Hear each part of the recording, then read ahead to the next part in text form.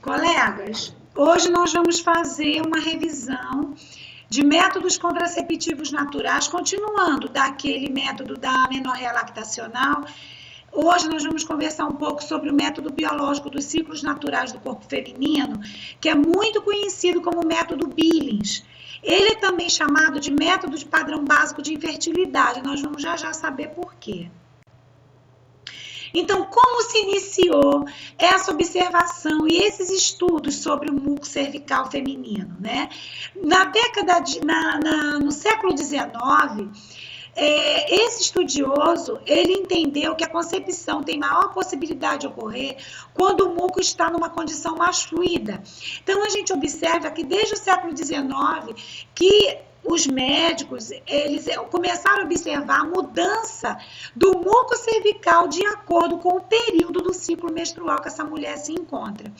E assim foram amadurecendo os estudos até que nós chegamos à década de 50, com esses médicos australianos, John e Evelyn Billings, que em conjunto com um endocrinologista e um ginecologista sueco, eles aprofundaram os estudos através de entrevista, através de estudo dirigido, através de exames de sangue, de hormônios e ultrassonografias, para que eles fechassem ao longo de mais de 20 anos de estudo, o que hoje nós temos e conhecemos como o estudo do muco cervical e os métodos biológicos dos ciclos naturais. Então, a gente observa que é um método científico, né, que foi estudado durante muito tempo, e ele é eficaz. Nós sabemos que os métodos artificiais, hormonais ou de barreira, eles têm uma eficácia parecida, entre 97%, 98% e 99%. Então, não é que é um método empírico, nem difícil, nem impossível, né, de se fazer e dos profissionais orientarem suas pacientes. O que os estudos da Cielo mostram, depois vocês podem comparar e conferir lá nas referências, é que muitos de nós não prescrevemos e não orientamos esse método Billings e não aceitamos, não confiamos nele, porque nós próprios não temos informações. Nós, como profissionais de saúde, não fizemos um curso ou não nos capacitamos e nos sentimos incapazes e inseguros de indicar esse método, principalmente para as mulheres que estão em aleitamento. E para as outras também, como nós vamos poder ver mais tarde. Então, como nós já falamos sobre o método da amenorreia lactacional, e nós já tivemos a revisão de puerpério, nós temos na nossa manga essa arma para utilizar, que é o método do muco cervical. E existe muito preconceito, muitos profissionais, até os estudos mesmo, os manuais do Ministério dizem isso, que o método do muco cervical, você pode utilizar ele depois do retorno do ciclo menstrual, mas isso com os estudos científicos do muco cervical e dos estudos da Cielo e outros estudos, eles mostram que tem sim como essa mulher realizar o método do muco, mesmo em amenorreia lactacional, mesmo sem muco cervical presente. A gente vai ver já. Perdão. Então, e no período fértil, o que acontece? Sob a ação estrogênica, o muco começa a aparecer. Ele que estava espesso e fechando o colo uterino, ele começa a cair desse colo uterino. Por quê? Porque a ação do estrogênio fluidifica esse muco que está começando a aparecer. Então, aquele muco que inicialmente era grumoso e grosso, ele se torna transparente na passagem dos dias, escorregadio e fluido, semelhante à clara de ovo, o que provoca na vulva uma sensação de umidade e lubrificação e facilita a entrada e ao transporte desses espermatozoides. Então, o que nós temos? As alterações hormonais durante todo o ciclo menstrual, e isso aparece na vulva e no introito vaginal, consequentemente na calcinha, através da autoobservação durante todos os dias do mês em que esse muco vai mudando. E essa mulher pode, através da autoobservação, verificar a mudança desse muco. Mas, afinal de contas, esse método ele é seguro ou não é? Então, é um método recomendado pela Organização Mundial de Saúde, pelo Ministério da Saúde. Qualquer outro método, ele, para ser seguro, tem que ser utilizado corretamente. No entanto, é fundamental que essa mulher esteja atenta às mudanças no muco e aos sinais do corpo e da vulva diariamente. Então, somado à mudança do muco cervical, nós temos outros sinais que o organismo da mulher mostra para ela que ela está fértil, como, por exemplo, a dor no flanco do lado que o ovário naquele mês está liberando o óvulo. Então, o que nós temos à disposição da mulher para que ela entenda que ela está no período fértil? Ela está com uma mudança do muco, um muco que até então não estava aparecendo na calcinha, ela estava no período seco, ou estava num padrão igual. Todos os dias ela tinha um muco normal, uma mucorreia fisiológica normal. Ela muda esse padrão do muco e ela começa a observar, hoje o muco mudou. Associada a isso, à medida que os dias forem passando e que esse muco for mudando, ela sente uma dor no flanco e fossa ilíaca. Então, ela sente uma dor, ela sente uma diminuição do peristaltismo, ela sente um inchaço na barriga, e isso somado ao aumento e à mudança desse muco. E a calcinha que vai começar a apresentar esse muco que começou a escorrer do canal vaginal. Então, nós temos à disposição da mulher, da nossa paciente, da nossa usuária, uma série de informações que vai ajudar ela a usar um método natural, sem contraindicação, que não prejudica a amamentação e que, ao mesmo tempo, tem um alto índice de eficácia. A mudar o muco e ele começa a se transformar em mais fluido, em mais claro, e a cada dia mais claro, semelhante a uma clara de ovo, até o dia em que ele fica bem esticado, bem fino, e no próximo dia, depois dessa fase de muco fino, ele se torna um pouco mais grosso, mais granuloso, até que desaparece novamente. E se não houver gravidez, existe o pico de progesterona com mais de 16 a 18 dias. Após esse pico, a mulher ficará menstruada novamente, mais um ciclo e será iniciado. Então, mais uma vez, a gente faz um resumo, que nesse período infértil, a vulva está seca desde a menstruação, né? Os ovários estão em repouso de ovulação. A cérvix está fechada, não há penetração de espermatozoides. Após uns 5 dias, essa vulva começa a mudar. Então, essa mulher entra num aviso que o período fértil está se iniciando. Então, não é no primeiro dia que o muco muda que ela está fértil. O muco começa a mudar para avisar ela que ela está entrando no período fértil, para avisar a ela que esse ovário está prestes a liberar o óvulo para trompa. Inicia-se assim a saída do muco grosso, pegajoso, que evolui para mais fino, claro, e volta a ser grosso e pegajoso ao final do período fértil.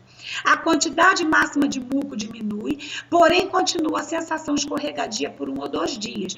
O último dia da sensação escorregadia da vulva é o dia mais fértil, que se chama de ápice, e está associada a maior sensibilidade, maior edema da vulva, em que essa mulher o organismo dela está pronto para uma gravidez. E aí a gente faz uma relação mais didática, né, com o ápice da fertilidade. Então, o ovário inicia a produção de progesterona e o folículo libera o óvulo para dentro da trompa. A progesterona ativa a produção de muco espesso e pegajoso, o qual, passados 3 dias, aquele muco que estava fino, fluido, por ação do estrogênio, ele começa a mudar, porque agora aumenta a progesterona. E essa progesterona é produzida por quem? Pelo corpo lúteo ovariano, como nós sabemos. Então, o estrogênio, na liberação do óvulo, ele, prestes a liberar esse óvulo, ele modifica esse muco e fluidifica esse muco. Para quê? Para ajudar esses espermatozoides a fecundar o óvulo. Depois que esse óvulo é liberado na trompa, aumenta a produção de progesterona. Essa produção de progesterona começa a engrossar esse muco cervical e um dia 2 depois do pico da ovulação, esse muco já está mais grosso, mas ainda está aberto o colo uterino. Esse colo uterino ainda está pérvio. Você ainda observa na calcinha, a mulher observa um pouco ainda de muco mais grosso, mas ele ainda está pérvio e esse óvulo está livre na trompa.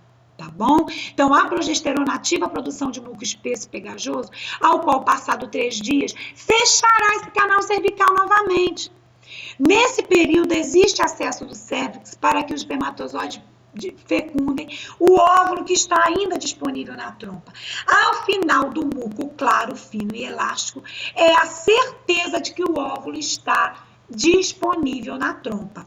No dia seguinte do muco fluido, que começa um muco grosso, mais pegajoso, uma quantidade menor, significa que a mulher não está mais fértil? Não. Significa que o óvulo ainda está disponível, a cérvix ainda está aberta e ainda existe possibilidade de gravidez. Ele só vai estar completamente fechado depois de 2 a 3 dias em que esse muco não for visto mais na vulva e na calcinha dessa mulher. Aí significa o quê? Ou ela já engravidou no período de muco fluido, ou ela não engravidou e realmente já entrou novamente no período infértil.